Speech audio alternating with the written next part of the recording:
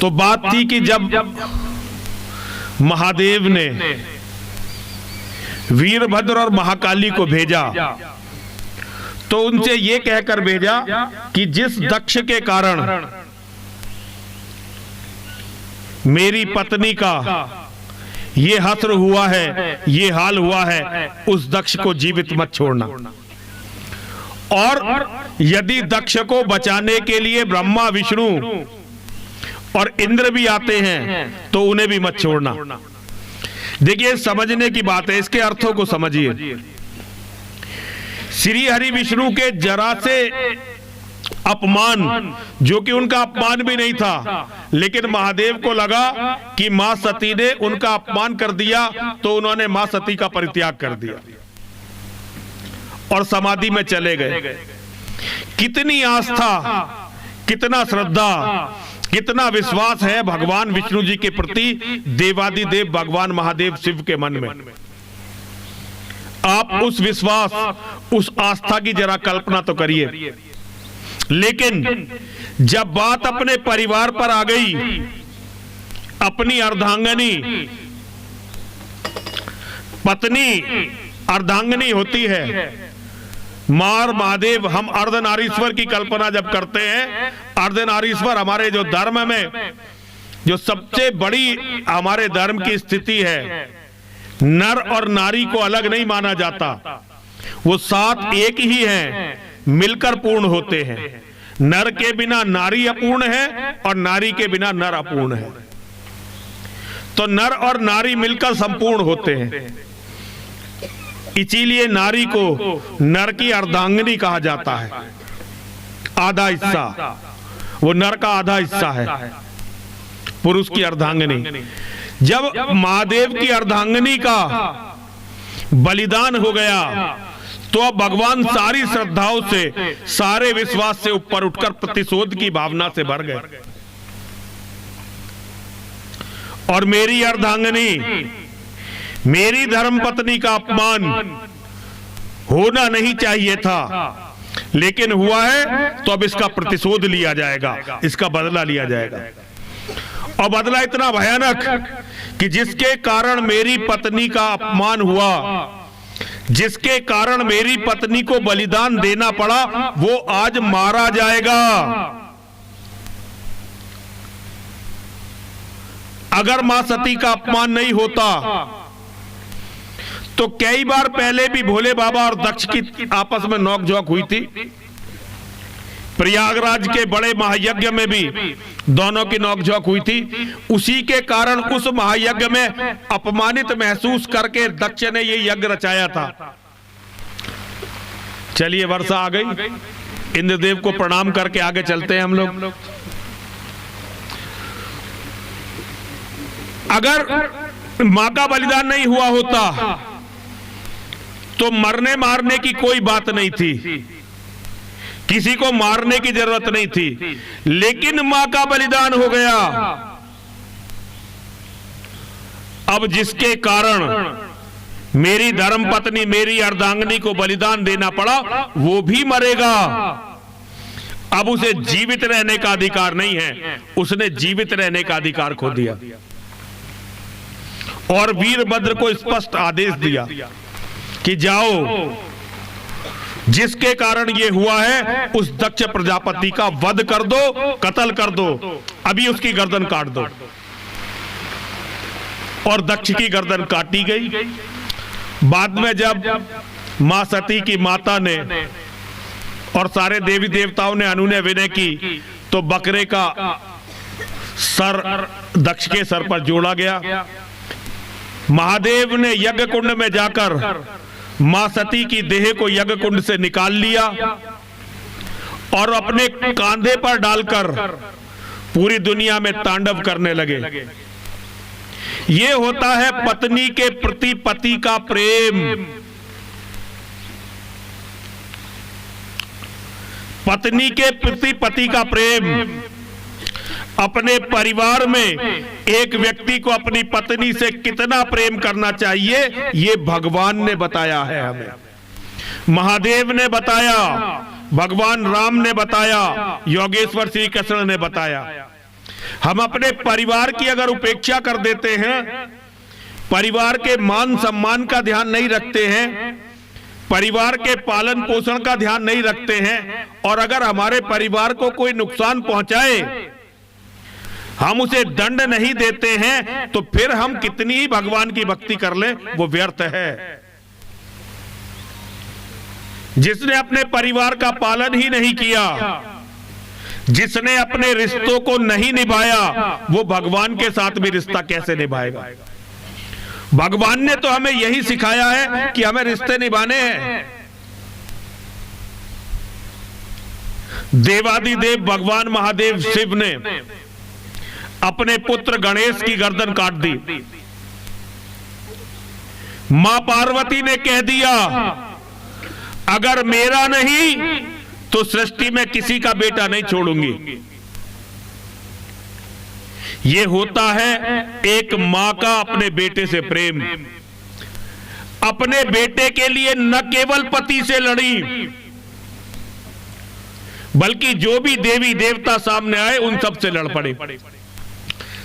कोई भी बात तब होगी जब पहले मेरा बेटा जीवित किया जाएगा। मेरा बेटा नहीं तो फिर किसी का बेटा नहीं। एक बार राक्षसों की ताकत बहुत बढ़ गई, और जैसा हमेशा ही होता है, हमारे यहां पुरुषों से कुछ हुआ नहीं। आज भी स्थिति यही है। कमान जो है माता और बहनों को ही संभालनी पड़ेगी। राक्षसों ने स्वर्ग पर अधिकार कर लिया, पूरी पृथ्वी त्राही त्राही करने लगी। देवताओं को कोई रास्ता नहीं सूझा, तो वो मां की शरण में गए और उन्होंने मां से कहा कि हे देवी, कुछ भी करके हमारी रक्षा करो, मानवता की रक्षा करो।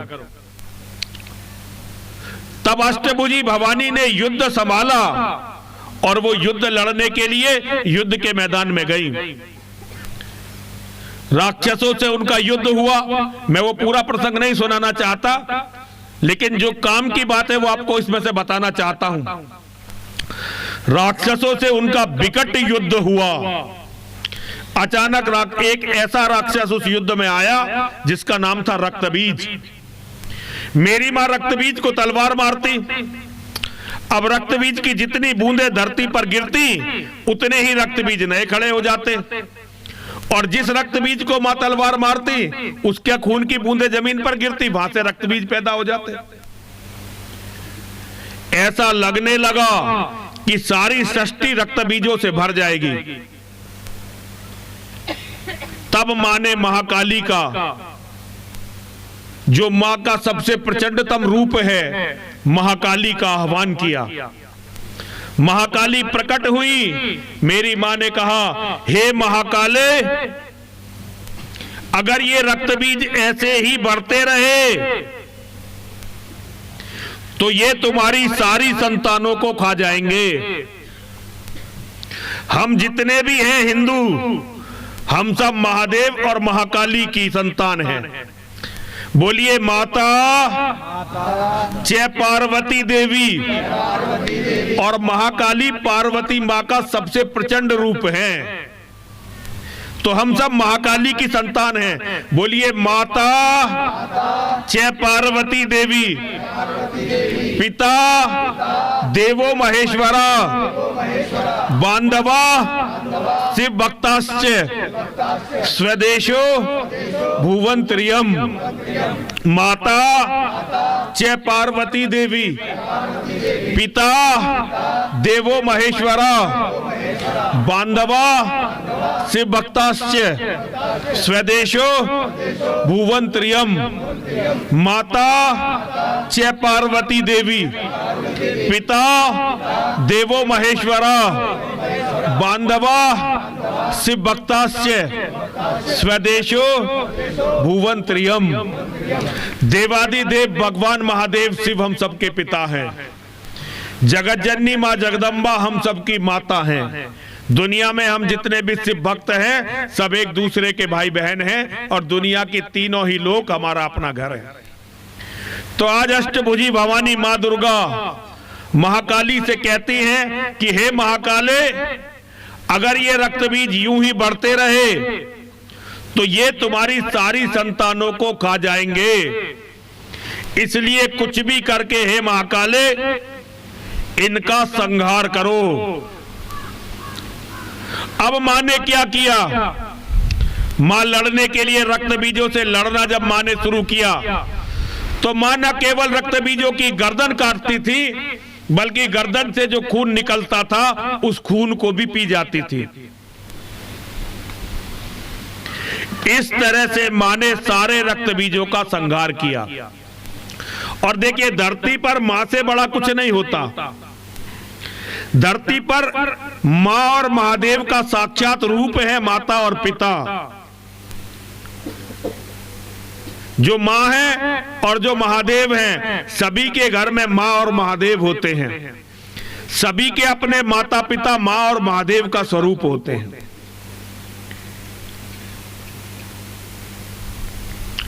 तो धरती पर मां से बड़ा कुछ नहीं होता। मां जितना अपने बच्चे को प्यार करती है उतना प्यार कोई भी किसी को नहीं कर सकता। और विशेष रूप से बेटों को, बेटे हो या बेटियां, मां तो बराबर ही प्यार करती है, बस बेटों पे जरा थोड़ा सा ज्यादा होता, थोड़ा सा। वैसे बेटी भी बहुत प्यारी होती है। तो मां का सबसे बड़ा कर्तव्य महाकाली ने हमें सिखाया, अगर संतान खतरे में हो, अगर हमारे बच्चे खतरे में हो तो मां का सबसे पहला कर्तव्य है जरूरत पड़ने पर वो अपने बच्चों के शत्रुओं का न केवल गर्दन काटे, जरूरत पड़े तो उनकी छाती पर चढ़कर उनका लहू भी पी जाए, ताकि कोई और उनके बच्चों की तरफ देख ना सके। ये बात आपको केवल मैं बताऊंगा, और जो लोग कथा करेंगे वो आपको बताएंगे कि भगवान पर छोड़ो, भगवान करेंगे, लेकिन ये सत्य नहीं है। धरती पर भगवान मां के रूप में विराजमान रहते हैं। मां साक्षात भगवान का रूप है। भगवान ने जब गणेश जी के लिए सर लाने के लिए अपने गढ़ भेजे थे तो उन्होंने ये कह के भेजा था, भाई उसके बच्चे की गर्दन ले आना जिसकी मां दूसरी करवट अपने बच्चे से पीट करके सो रही हो। इसका अर्थ यह है कि मां यदि अपने बच्चे का ध्यान नहीं रखेगी तो भगवान भी उसके बच्चे की रक्षा नहीं करेंगे। अपने बच्चों का ध्यान रखना, अपने बच्चों के लिए सब कुछ अच्छा करना, कोई उनका दुश्मन पनपे ना, ये सबसे बड़ी जिम्मेदारी मां की होती है। जो मां ये कार्य नहीं करती फिर भगवान भी उससे खुश नहीं रहते।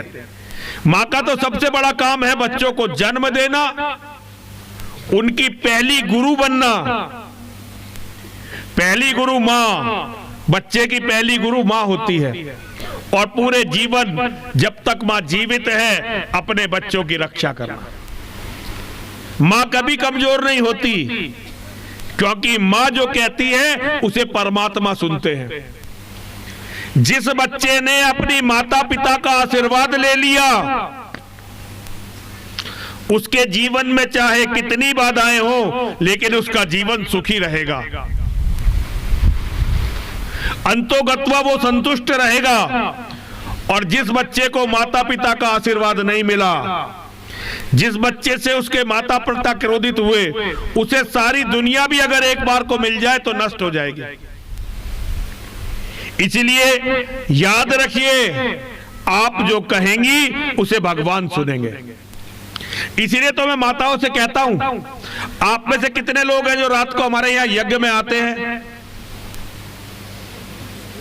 कम लोग आते हैं, लेकिन यज्ञ में आना चाहिए। तो यज्ञ में जो हम यज्ञ के बाद मां से महादेव से प्रार्थना करते हैं, उस प्रार्थना में सबसे पहले कहते हैं हमारे धर्म की रक्षा करो, फिर हमारे परिवार की रक्षा करो, और फिर हमारी रक्षा करो। धर्म की रक्षा होगी तो हम सब सुरक्षित रहेंगे। परिवार की रक्षा, क्योंकि धर्म में हम सब हैं। फिर परिवार की रक्षा, परिवार है तो हम हैं, परिवार नहीं तो हम किस काम के। और उसके बाद हमारी रक्षा। और मां से हमेशा कहते हैं धर्म के शत्रुओं का विनाश हो, हमारे परिवार के शत्रुओं का विनाश हो और हमारे शत्रुओं का विनाश हो। और मैं माताओं, बहनों, बेटियों से कहना चाहता हूं, आप इन बातों को अपनी दैनिक प्रार्थनाओं में लाओ। जब आप लोग भगवान से प्रार्थना करने बैठो तो छोटी चीजें मत मांगो, बड़ी चीजें मांगोगे तो सब मिल जाएगा। भगवान से मांगो कि हे भगवान, हे मेरी मां, हे महादेव, हमारे धर्म की रक्षा करो। रोज भगवान से इस बात को कहो। फिर कहो कि हमारे परिवार की रक्षा करो और उसके बाद कहो कि हमारी रक्षा करो। सब कुछ करने वाली मां है, सब कुछ करने वाले महादेव हैं, सब कुछ देने वाले भी वही हैं और सब कुछ लेने वाले भी वही हैं। कम से कम आप उनसे कहना तो सीखो। हम मांगते क्या, हम छोटी छोटी बातें मांग लेते हैं। मेरे बेटे की नौकरी लगवा दे, मुझे पोता दे दे, मुझे ठीक कर दे। जब ये कहोगे कि सबको ठीक करें तो भगवान खुश होते हैं और उन सब में हम भी तो हैं। अगर धर्म की रक्षा होगी तो मेरी भी तो रक्षा होगी। जब मेरे परिवार की रक्षा होगी तो मेरी भी तो रक्षा होगी। और भगवान को अच्छा लगता है जब हम अहम से निकलकर वयम में जाते हैं। अहम का मतलब है मेरा, मैं, मेरा, और वयम का मतलब है हम, हमारा। और आप जितने विराट हो जाएंगे, मन को जितना बड़ा कर लेंगे, आप उतने ही ज्यादा शक्तिशाली, उतने ही ज्यादा धन धान्य संपन्न और भगवान के कृपा पात्र हो जाएंगे। भगवान राम ने कहा, रावण को मैंने नहीं मारा, रावण को रावण की मैंने मारा। जब हम अपना मेरा मेरा मेरा, मैं मेरा, ये भगवान को बुरा लगता है। और जब हम कहते हैं हमारा, हम, हमारा, जितना विराट हो जाते हैं भगवान उतने ही प्रसन्न होते हैं। सब कुछ हमारी सोच पर निर्भर है। अगर हम छोटा सोचते हैं तो भगवान हमें छोटा फल देते हैं, हम बड़ा सोचते हैं भगवान हमें बड़ा फल देते हैं। देने वाले के पास कमी नहीं है, सब कुछ लेने वाले की योग्यता पर है। हमारी योग्यता कितनी है इसके हिसाब से हमें मां और महादेव देते हैं। तो मां और महादेव से जब भी मांगे, और एक हमेशा मां और महादेव से जब भी मांगे ये मांगिए कि हमारा घर संतान से भरा हो। ये जो एक बेटा और एक बेटे की बीमारी चल रही है ना, ये हमारे दिमाग से निकल जाए। ये कैंसर है, एक बेटा और एक बेटे की बीमारी, ये हिंदुओं का कैंसर है। पंडित जी बिल्कुल सही कह रहा हूं, आप जहां प्रवचन करने जाओ बताना जरूर। ये एक बेटा और एक बेटे की बीमारी जब तक नहीं निकलेगी कुछ नहीं होने वाला। आपने एक बेटा पैदा किया, वो पढ़ लिख के बाहर चला गया, आप यहां मर गए, वो देखने भी नहीं आने वाला। अरे 4 बेटे होंगे तो कम से कम एक आध तो आपके पास रह जाएगा, एक आध तो आपको देखेगा। जब आप इतने स्वार्थी हो गए, आपने कहा बस एक बेटा पैदा करना है, अब अपनी मस्ती में घूमना है। तो भगवान कहते हैं जब करने वाले तुम ही हो तो तुम ही कर लो, मेरी तुम्हें जरूरत क्या है। हम जब अपने परिवार को छोटा करते हैं तो भगवान की कृपाओं से वंचित रह जाते हैं। और का सबसे बड़ा अपराध है गर्भपात करना।